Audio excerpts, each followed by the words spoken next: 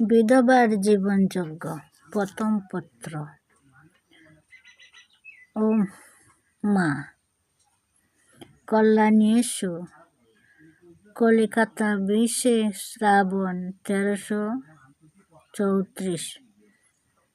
মা, তুমি ব্রহ্মচারিণী, এজন্য স্নেহের পাত্রী জানিয়াও অন্তরে আমি তোমাকে ভক্তি করিয়া থাকি। বিধবা কথাটা বলিতে লোকে যে তাচ্ছিল্যের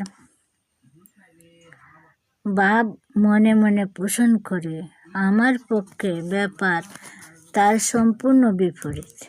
বিধবার কথা মনে পড়িলে শ্রদ্ধা ও সম্ভ্রমে আমার মস্তক তাদের চরণতলে অবলুণ্ঠিত হইয়া পড়ে। কারণ আমি ব্রহ্মচর্যেরই উপাসক এবং পুণ্যশীলা বিধবাদের জীবনে আমি ব্রহ্মচর্যের সাধনাকে মূর্তিমতি দেখিতে পাই।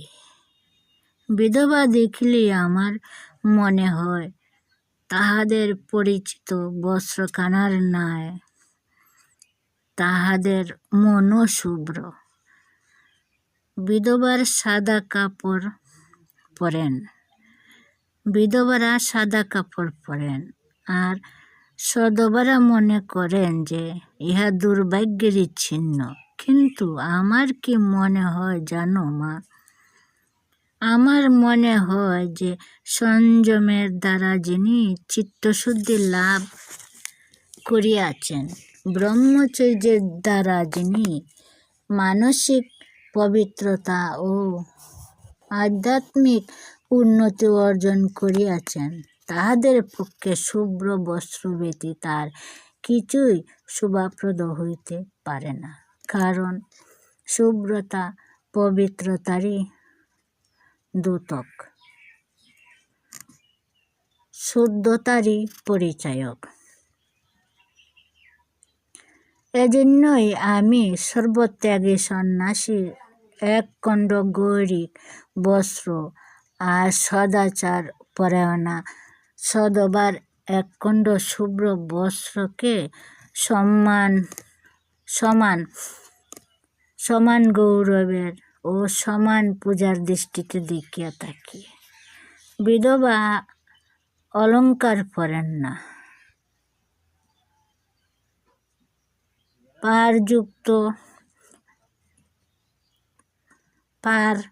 পারযুক্ত বস্ত্র পরিধান করেন না, ললাটে সিঁদুরের বিন্দু দেন না। এইগুলি তাদের দুর্ভাগ্য নয় মা। সধবারা ভুল বুঝিয়া এইগুলিকে দুর্ভাগ্যের চিহ্ন বলিয়া মনে করেন মাত্র। স্বামীহীনা হইলে স্ত্রীলোক মাত্র কি এইগুলি বাধ্য হইয়া পরিবর্জন করিতে হয় বলিয়া এই ত্যাগের সহিত সকল স্ত্রীলোকের মনে এক বিরাট আতঙ্ক ও বিভীষিকা জড়াইয়া রহিয়াছে। সমাজ শাসন যদি সকলের উপর ওই ভাবে বাধ্যকর না হইত, শাখা সিঁদুর বর্জন যদি স্বামীহীনার স্বাধীন ইচ্ছা অনুসারে হইতে বা না হইতে পারিত, তা হইলে এই বর্জনের সহিত বিভীষিকা থাকিত না। তখন প্রত্যেক বিধবা শঙ্খ সিঁদুর ত্যাগের প্রকৃত মর্ম, মর্যাদা ও মহিমা বুঝিতে পারিত। সধবা নারী অলঙ্কার পরে, কিন্তু কি জন্য পরে মা? স্বামীর মনোরঞ্জনের জন্য নহে কি? সধবার কেশ পরিচর্যা, সধবার চোখের কাজল সবই কি স্বামীর চিত্ত মুগ্ধ করিবার জন্য নহে? স্বামী তাহার জাগরণের ধ্যান, স্বামী তাহার নিদ্রার সুমধুর স্বপ্ন,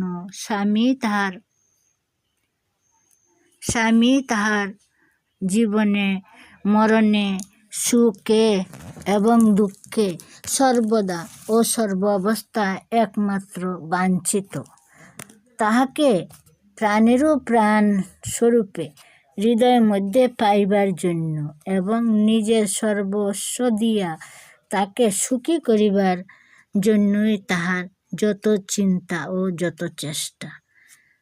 যেভাবে স্ত্রীকে পাইলে স্বামীর সুখ বর্ধিত হইবে, সে নিজেকে প্রতিনিয়ত সেইভাবে গড়িয়া লইতে চাহে। হাসি মুখ দেখিলে স্বামী সুখ পাইবে, তাই সে পরম দুঃখের মধ্যেও মুখের হাসিটিকে বর্জন করে না।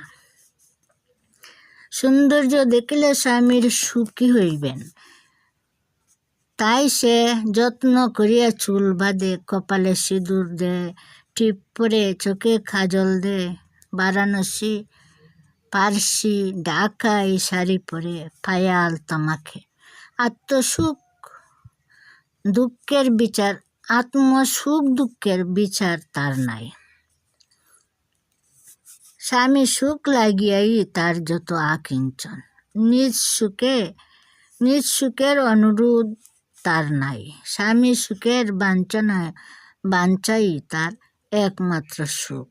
কিন্তু মা, তার এই স্বামীটি কে তা বলিতে পারো কি?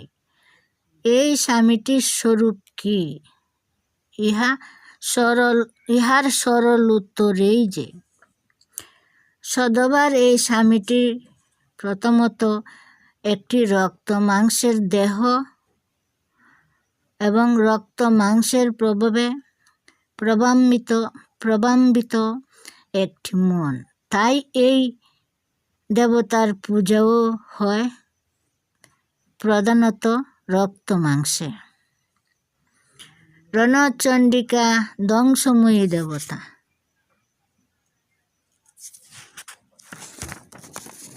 তাই তার পূজায় বলি দিতে হয় জীবন্ত প্রাণী।